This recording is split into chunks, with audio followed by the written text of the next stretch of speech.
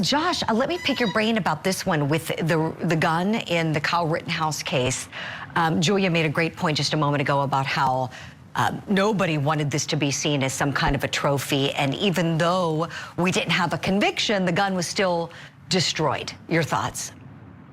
Yeah, no, I agree. You don't want things like this kind of taking on a life of its own, especially in a case like this where it's caused such an incredible amount of division in our country. Perhaps destroying this thing can somehow get us a step closer to some sort of healing after this case and how people viewed it so drastically differently. But it is pretty common in cases involving guns. Oftentimes the weapon will be destroyed. It's a little different here because he was acquitted, but I imagine that there was no fight put up by the defense in this case, and they're happy to just kind of put these things behind them as well. Right. And since we have a little bit of time, I know our wonderful, loyal Court TV viewers love insight into things like this. I want to ask you, so practically speaking, when you have a case and it comes to a conclusion and there is some evidence, and let's play with this almost like it's a law school fact pattern. Let's say it's someone's gun that is lawfully acquired, they can lawfully own it. Let's say they're on trial, they're acquitted. Generally speaking, what's going to happen to that gun in that case, Josh?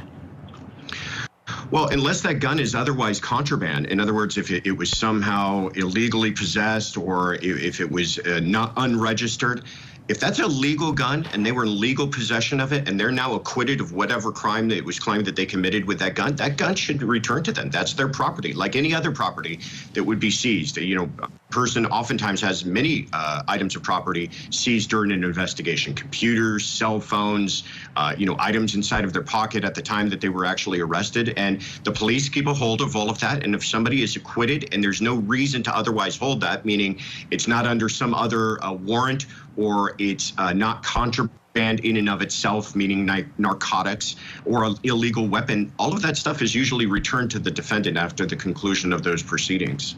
Exactly, Josh. And then let's just say, for instance, you have somebody who does have a gun that, who knows what the facts, maybe it was sold, through a straw purchase, maybe it has a serial number obliterated, something where this is not a legal gun that should be out there. It really doesn't matter whether they're convicted or acquitted if the gun isn't something that can legally go back on the street. Then it's destroyed, right? Just automatically as part of the case, isn't it?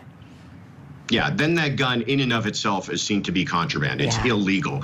And the police are happy to have another gun that they're able to take off of the street. So oftentimes these cases, folks oftentimes get arrested and they have guns on them. And for whatever reason, charges might not ever even be brought.